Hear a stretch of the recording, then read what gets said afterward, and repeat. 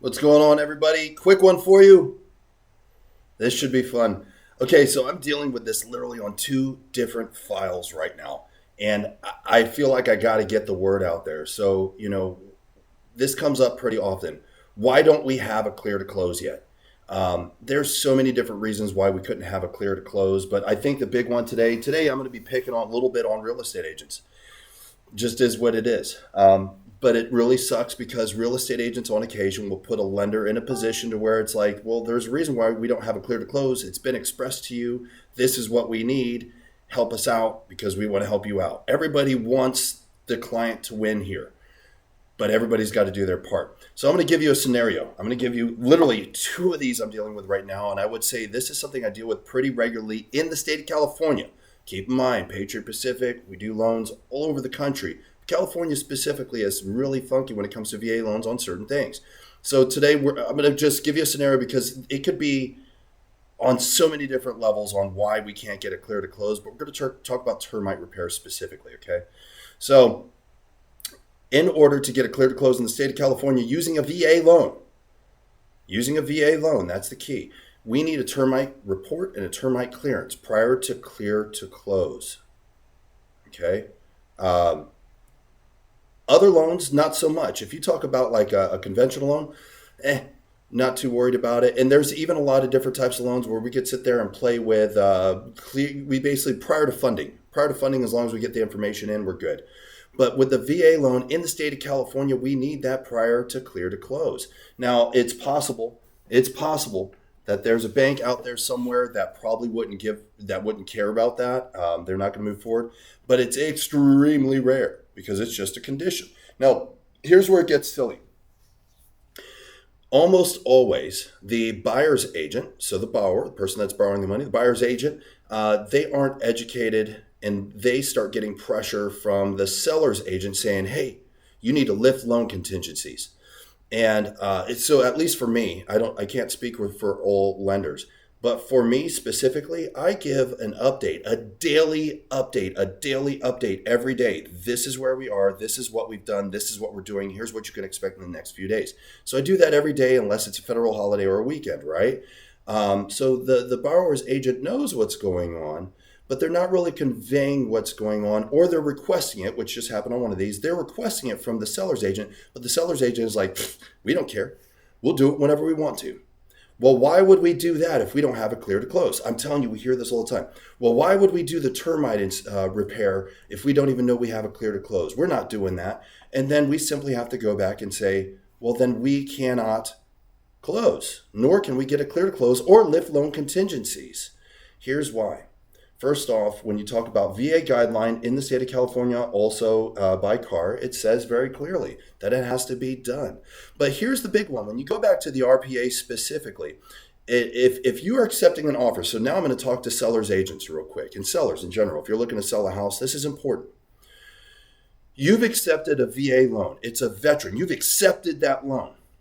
Okay? Everybody is supposed to move forward in good faith. Everybody's supposed to move forward in good faith. In order for the individual that's buying the house to borrow money to buy your house, they have to fulfill conditions. There's going to be a conditional approval. One of those conditions is the sell side needs to provide us X, whatever X might look like. It doesn't matter. But according to that RPA, if you aren't facilitating them with actually fulfilling their conditions on a loan that you accepted so they can give you your money, in my personal opinion, you're being a prick. But outside of that, when it comes to the legal beagle side of it, you're not facilitating their ability to fulfill the contract. You're not moving forward in good faith. They are. They're requesting it from you. They're asking you to do your part so they can provide it, so they can get the loan, so they can pay you money. But you choose not to move forward in good faith because some people, I've mentioned the prick word, are just pricks. All right? I'm not doing that. I'm a big boy. I can do what I want. Well, then you don't get paid. Then you don't sell your house. And I think that's what always baffles me. It's like, do you want to sell your house? Yeah, I want to sell my house. Well, then just do freaking termite work. And it's amazing because there's so many amazing pest control companies that will go through and do that and get paid out of escrow. They'll get paid out of escrow. So help them fulfill their conditions so they can move forward, get it clear to close, get docs sign them, and then get you paid. And then you could start your next chapter. They could start their next chapter. Everybody's happy. We all dance. We hold hands. I don't know, buy each other gifts or something. Get each other some cheese, especially shipped in from Wisconsin. I don't know. We'll do something, but you got to do your part. So I really want to hit that because I deal with that so often. But, there's a lot of different reasons why your clear to close could be delayed. But I'm telling you, I usually see really silly things. And almost always it's the sell side. Because on the buy side, there's going to be challenges. Let me rephrase. Not always, but there's always going to be something that pops up. So the lender, as soon as we get the clear to the conditional approval, we're hopping right into it and trying to just get after the conditions. Now, buyers, if you're watching this, and buyers agents, you too, you're responsible to fulfill those conditions. The bank says, so this is, I think they get confused, like, well, I don't want to do any more paperwork. Listen, you've requested from somebody, and you've requested from somebody to borrow their money to purchase your home because you don't have the cash. And I've actually, had this feeling multiple times and thought about saying it. Okay, do you have the cash to buy the house outright? Well, no. So you got to borrow somebody else's money. Yes. Well, this is what they want to see in order to give you their money. They want to make sure that you're good for it. Well, I'm good for it. I'm a nice person. Here's the thing.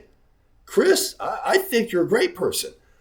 And if Kris had his own money, I'd just give it to you.